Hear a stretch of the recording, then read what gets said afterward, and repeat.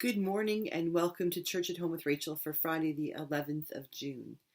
This morning, I want to sort of pick up where I left off yesterday and talking about um, settlers or white folks like me and our need to get woke or to become woke, to become aware. I really, really don't like that word. Um, and I think that this period of time we've been in since last March, like a year and a bit ago, this pandemic time has really been sort of like basic training for those of us who are not necessarily as aware of what is going on around us in our country, and who need to get aware. And the residential schools, um, the residuals of the residential schools, the pain and the trauma that so many Indigenous peoples and communities are going through and have been going through for generations and have been struggling with, especially since the results, the recommendations from the Truth and Reconciliation Commission, the 94 calls to action, and how slowly those are being handled. How it almost seems like they fell aside, they got forgotten. And now, with the discovery of the unmarked graves, we now have a sort of a national recognition that we can't simply let it go. With the attack on the Muslim family in London on Sunday night, we recognize that this is not just in indigenous peoples that hatred and racism is fighting hard against. It's against other people who are, I'm not going to say minorities, but people who are different than the people who have always been the majority. Um, we we can't go backward. The the lid has been taken off this pot, and we can't put it back on. We Even if we could, we shouldn't.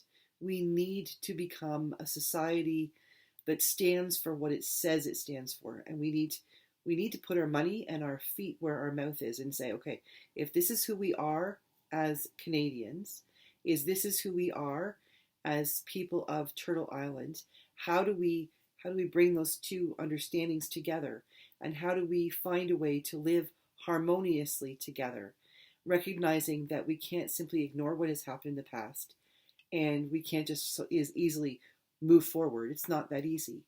Um, Healing has to happen, and education has to happen. Hospitality has to be learned and offered on all sides, on all parts, on the parts of every person who's involved. It's not just one group saying to another group, you need to do X so that we can feel Y, and the other group saying, well, you need to do A so that we can do B. It's not that. No. We need to all learn hospitality. We all need to learn how to listen, and we all need to learn how to be respectful. So those of us who are on the end of sort of, we are the colonizers, we're the settlers, we have benefited. Me as a woman, I think there are ways that I can a little bit understand, but as a white person, I know that there are so many ways that just the systems in which we live have benefited me, because I don't have to worry about my name being on a no-fly watch, on a watch list for flying on planes. I don't have to worry about walking down the street and having someone hurl insults at me or threaten to kill me. I don't have to worry about things that happened to my grandparents, and the impact it has had um, on how I was raised. These are all things I don't have to worry about. So yes, I am privileged. But I think in asking for patience and asking that people who have been on the fringes, looking at all of us who are sort of in the center, and us as saying, we don't understand, and that's why we're asking for your patience. We need to learn to understand. We need to learn what your story has been and what it is now. There is so much work that we have to do, and while you have been dealing with this for generations, for some of us this is brand new, and it's a shock, and we're angry and we're frustrated, and some people are angry, not that it happened, but that you're asking us to deal with it. I don't agree with that particular argument. but it's there and it needs to be acknowledged. So I think that we need to really think about how, as we as settlers, as people of the privileged, the people who are not systemically impacted by just the simple way that our laws and our communities are governed, and all of those seemingly simple things that are really inherently based on the colonial model. For those of us who have benefited from that, or at least have not been targeted by that, we need to do our work, but we also need to ask for people's patience as we figure out what that work is. And so I think that the pandemic has been sort of like basic training. My husband's in the military, so he does with troops, members of the military who come into the military. They come from their secular life, and they enter in, and they give them haircuts, and they make them march, and they teach them how to be physically fit and how to, to deal with weapons, and they learn all about the military mindset. And for 13 weeks, they think they're in hell. They think this is the worst thing ever, and some of them can't hack it. Some get what they call broken, they get injured or something and they have to do it all over again.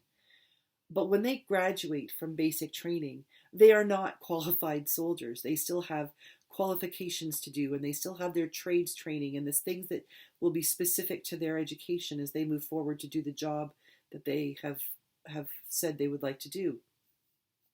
When they graduate basic, they know the elements of what it is to be in the military. They know how to march and how to drill. They know how to listen to authority. They know how to respond to an order. They know the basics. And I think that this past 15, 16 months of pandemic has sort of given, for those of us who are willing to pay attention, has given us the opportunity to sort of learn to do our basic training for what's going to happen, what has to happen next. Our qualifications as to how to be co-inhabitants of Turtle Island, co-inhabitants of Canada, conspirators is not the right word, but I hope you get what I mean.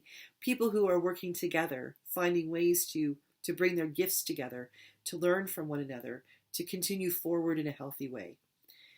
Conspiring to make this place, this country, this territory as beautiful as it possibly can be for all of its inhabitants, put it that way. I think the pandemic has been a time of us having to hunker down, all of us, and really pay attention to the basics. Our lives have changed so much. And even though Alberta is now into its second phase and charging forward, being just in time for the Calgary Stampede to be fully open, maybe we should be topic for another day. But we are moving forward, but we have to recognize that we can never go back. We can never be the society we were before February, March of 2020. What year? 2020? 2019? I can't even remember. 2020, I guess. It seems so long ago. We can't go back. We're not ever going to be the community that we once were. And I think right now, we might be able to agree that that's a good thing. We haven't learned how to ask the questions of our Indigenous brothers and sisters, or how to ask people of other religious and cultural and ethnic groups. We haven't learned how to have those conversations, but we have learned how to start thinking differently. We have learned that we can take all of our presumptions, all of those things we thought we knew, and recognize that we live in a world in which maybe all of those assumptions are not based on solid foundations. Our basic training has taught us that we need to ask critical questions, and we need to be willing to listen with ears that are discerning. We have learned that we need to pay attention to what is happening around us, because what is happening around us out in the world and closer to home does indeed impact us in our own houses, in our own lives and homes and jobs. Prior to this pandemic, I would hazard a guess that not that many people believed that something that happened overseas could have really a big impact on us. Maybe the economy, maybe the climate, things like that. But we have learned that something that happens in China or in France or in Spain or in Italy or across the country can indeed actually come home and live right in our houses. And that's a good starting place, because we all need to be aware of what's happening in our country, what's happening to our brothers and sisters, our siblings in creation, who are, whether they are from pre-contact or from immigration, whether the fact that we inherit, or we not inherit, we inhabit this place where we live, this country in which we live, however it got to be, here we are. And we need to learn how to live together, side by side, with respect, and recognizing and honoring the dignity of every human being, regardless of who they are, where they came from, or if they've been here forever. This pandemic has been that training ground for us to learn that we can't ever go back. Just as someone in basic training can't come back and say, can never go back and say, I don't remember, I'm going to go back and be who I was before I was trained. They can't do that. Even if they quit the military, they will always have had the experience of being through basic training. We can choose whether or not we move forward for our qualifications as citizens of Canada, of a country, of a nation that acknowledges, accepts, and celebrates the diversity of who we are. Or we can decide not to move forward in our qualifications. But I think that we're called that we must. That would be my gut instinct to say, if we would like to have a society in which we can all live, whether we're Indigenous, we're Muslim, we're Hindu, we are lesbian, gay, straight, trans, bisexual, two-spirit, whatever, whoever you are at the core of who you are, if we want to be able to move forward and be who we are, then we all need to learn how to do this together. And for those of us who have been on the benefiting end of our systems for all of these generations, we need to take advantage of the fact that we've been through our basic training, and we now are prepared to learn a new way. We are prepared to learn a new way, even if we don't really want to, because that is the way of the future. We're ready for our qualifications. We're ready to learn the next steps of our training, so that together, like the Canadian Forces, the Canadian Armed Forces, who, when working together well, are such a benefit to our whole country, to every single person who lives in this country, we too can be a benefit to every single person who lives in this country and to others around the world. So, to this pandemic, a pandemic grace has been that we have received our basic training. Some have passed it with flying colors, others are struggling, but we've got the training.